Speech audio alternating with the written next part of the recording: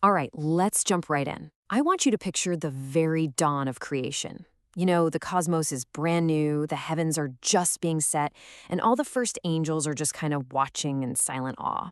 But right in the middle of all this, a divine plan starts to unfold. A plan to create a guardian like nothing anyone had ever seen before. So, that brings us to the big question, right? Who is heaven's most powerful warrior? And we're not just talking about brute strength here. We're talking about a very special combination of power, of purpose, and of course, loyalty. Let's uncover the story of how this ultimate guardian was made. The whole scene is just filled with this sense of quiet anticipation. I mean, you have the entire angelic host, and they're just spectators here. They're watching something totally unprecedented happen. This wasn't just another angel popping into existence, no. This was a deliberate, singular act to forge a being for a very, very specific and incredibly difficult job. And this quote, wow, it just captures the immense weight of that job. Think about it. This being's entire destiny was defined by conflict. He was made for battles so intense, so chaotic that no other angel was even equipped to handle them. The stakes were just astronomically high from the absolute get-go. So, how do you even bring a being like this into existence? Well, it wasn't some quiet little flash. It was this dramatic, powerful manifestation. Imagine this. Right there, before the throne of God, pure divine light just starts to gather, pulling together, concentrating, until it actually starts to take on a form. The very substance of heaven itself is being molded into something entirely new. And the result? A figure of just immense scale, colossal. This wasn't just a powerful feeling in the air, it was a physically overwhelming presence, completely wrapped in a glory so potent it demanded immediate attention, and frankly, awe. This was power, literally made flesh. So let's break down what that actually looked like. First, his very form, it just radiated strength. And this isn't just about being muscular, it's about having a body that's basically a conduit for pure, divine cosmic energy. A living weapon forged from light itself. And then you have his gaze. His eyes weren't just for seeing, they projected this innate authority. It's the kind of command that doesn't even need to be spoken. It's a natural leadership that's just instantly recognized by anyone who meets his gaze. And finally, his wings. They're described as living walls. I mean, what a powerful image, right? This tells you they aren't just for flying. They're for protection on a massive scale.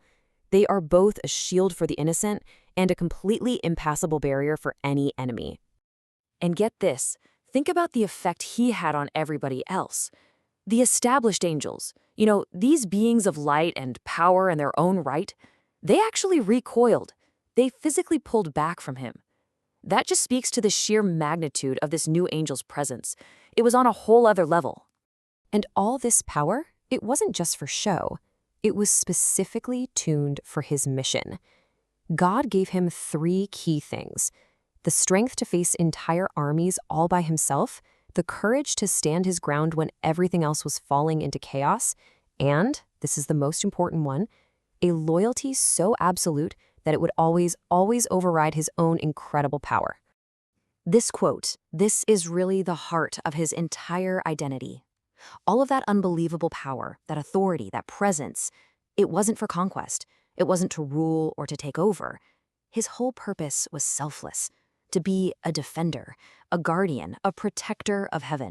So as this brand new angel stood there, totally ready and complete, there was zero confusion. Not a single question about what his role was. Every being in heaven understood instantly what he was made for. His purpose was as clear as the very light he was formed from. And here, this might be his most defining characteristic of all. After being created as literally the most powerful being in heaven, with this huge divine mission that everybody recognized, what does he do? He doesn't puff out his chest. He doesn't demand respect. He shows perfect humility. He just bows his head ready to serve. So this incredible being is standing there, formed, gifted, and humbled. Everything is in place, except for one last crucial detail. It was only after he demonstrated his true character that his name was finally revealed. His name was Michael. And with that name came his official title, the Commander of Heaven's Armies. What's so fascinating is that in many traditions, the name Michael is actually a question. Who is like God? It's a built-in declaration of humility, not a claim of being equal. His name and his role are one and the same, a destiny sealed in that one final moment. And all of this leaves us with one final thought to chew on. We've just walked through the story of a being defined by a paradox, ultimate power combined with ultimate service. It kind of suggests that true strength isn't about dominance at all, but about devotion to a purpose higher than yourself. So the question to reflect on is this: what does it really mean for the most powerful being to also be the most loyal?